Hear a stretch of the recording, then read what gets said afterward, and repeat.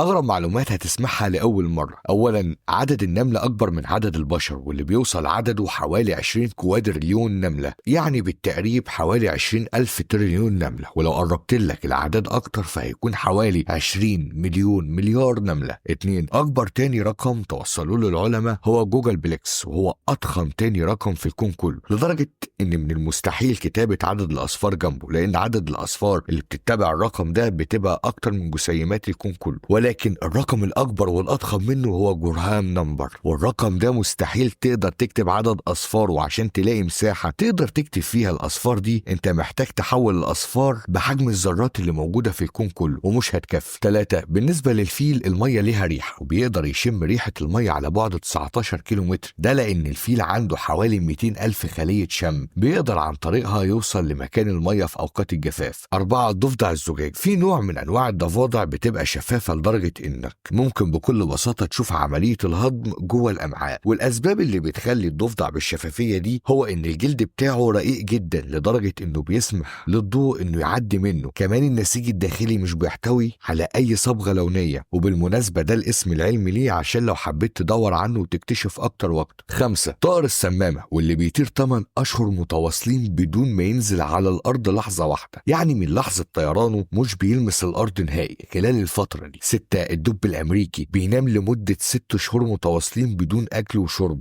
ودي بيسموها الثبات الشتوي، وبيفضل طول فترة الصيف ياكل كميات عالية جدا من اللحوم عشان يقدر يخزن أكبر كمية من الدهون، ودي اللي بتبدأ تساعده في عملية الثبات الشتوي. 7، أبعد مكان في الكون عشان نوصل له محتاجين 32 مليار سنة ضوئية، وللعلم الكون بيتمدد بشكل مستمر، وده هيخلي الرقم مش دقيق 100%. 8، حرب الكيكة. سنة 1838 حصلت حرب بين فرنسا والمكسيك اسمها حرب الكيكة. بدأت لما خباز فرنسي اشتكى ان جنود مكسيكيين سرقوا مخبزه. فرنسا استغلت الموضوع لفرض تعويضات كبيرة، وانتهت الحرب بعد سنوات بمزيد من الفوضى، وبرضه الخباز ما جابش حقه. 9، في شخص عاش بدون دماغ. في سنة 1960 اكتشفوا حالة نادرة جدا لراجل في النمسا اسمه فريد ياندد عايش بدون دماغ، نتيجة ان هو تعرض لحادثة، والاطباء اكتشفوا انه كان بيفتقر الى جزء كبير جدا من دماغه. الغريب انه عاش حياة طبيعية جدا بعد الحادثة، وعاش حتى 80 سنة بدون ما يعاني من اي مشاكل صحية. تعتبر حالته من اعظم الالغاز الطبية لغاية النهاردة. 10، سمكة القرش مش بتنام، لانها لازم تفضل تتحرك علشان تقدر تتنفس، لانها ما عندهاش القدرة على انها تتنفس وهي نايمة، لكن بعض الانواع بتدخل في حالة راحة بدل النوم. 11، اطول مدة سباحة متواصلة بدون توقف سجلها فيليب ديلفينيو من البرازيل في عام 2021، وفضل يسبح لمدة 60 ساعة ودقيقتين. خلال المدة دي وهو بيسبح كان بيتوقف بس لتناول بعض السوائل أو وجبات خفيفة، ودي بتبقى متطلبات مسموح بيها جدا أثناء الاختبار. 12، دب الماء أو خنزير الطحلب، وده أغرب كائن حي موجود على وجه الكوكب، وحجمه مش بيتعدى نص ملي، ولكن هو الوحيد الخارق جدا في كل المخلوقات اللي على الأرض،